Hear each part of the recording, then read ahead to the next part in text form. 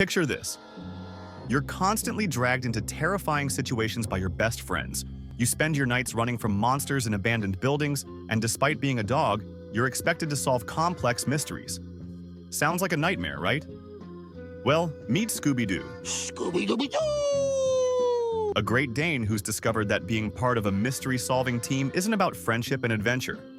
Between experiencing genuine terror while everyone treats it as comedy, being manipulated with food bribes to face life-threatening situations, and realizing your friends see you as expendable bait, Scooby's life is less exciting adventure and more systematic abuse disguised as Saturday morning entertainment. If you've ever wondered what it's like when your deepest fears become everyone else's entertainment, grab a Scooby snack. This gets dark. Terror disguised as comedy. Let's start with the most disturbing truth. Scooby experiences genuine, paralyzing terror multiple times per week, and everyone thinks it's hilarious. While the gang laughs at his trembling, Scooby is living through what feels like life-or-death encounters with supernatural threats. That's systematic psychological abuse. The physical symptoms tell the story. Constant shaking, chattering teeth, bulging eyes. Those aren't cute quirks. Those are signs of someone whose nervous system is completely overwhelmed. Most people experience that level of terror once in their lifetime.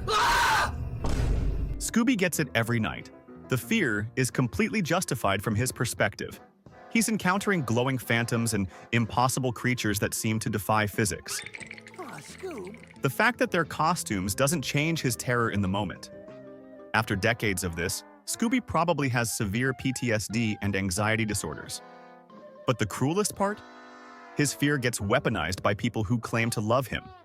When Scooby shows reluctance to enter a haunted house, instead of respecting his distress, the gang immediately bribes him with food.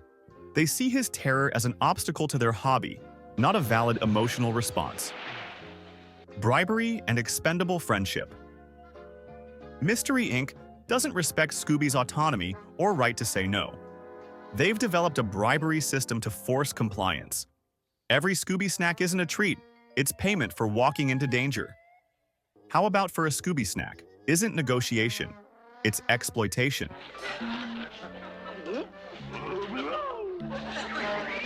They're using his need for food to override his need for safety. His Scooby Snacks response isn't enthusiasm, it's learned helplessness. Look at how they use him. Scooby gets sent into haunted rooms first, encounters monsters directly, and absorbs the damage while others stay safe. He's not a team member. He's a living danger detector whose job is being terrified in useful ways. Scooby and Shaggy will check the attic while we examine the library. They don't ask if he's willing or recovered from the last trauma. They assign dangerous tasks because they know he'll comply. When Scooby's being chased by monsters, the others don't rush to help. They use his distraction to advance their investigation. His terror becomes a resource to manage rather than a friend's distress to prevent. The lie everyone believes. Here's the most disturbing truth. These aren't mysteries needing amateur detectives. They're serious crimes that should be reported to law enforcement. Every supernatural threat is someone committing fraud, theft, or intimidation. But instead of calling police, the gang treats felonies like puzzles, and Scooby suffers so his friends can play detective. Someone's using fear tactics to commit crimes that harm innocent people. These need professional investigators, not teenagers with a talking dog. But Mystery Inc. treats them like entertainment, and Scooby pays the psychological price for their hobby. Every successful case reinforces their belief that traumatizing Scooby is justified by results. They won't stop because the system works. They have fun while someone else absorbs the danger. Scooby's being conditioned to believe that walking into traps is heroic, that his fear should be ignored for group goals, and that friendship means sacrificing your well-being for others' entertainment. Living as Scooby-Doo means trading safety for other people's hobbies, dignity for dog treats, Would you come with us for a Scooby snack? and genuine friendship for the illusion that your suffering matters to people who claim to love you. That iconic collar comes with a price most couldn't survive.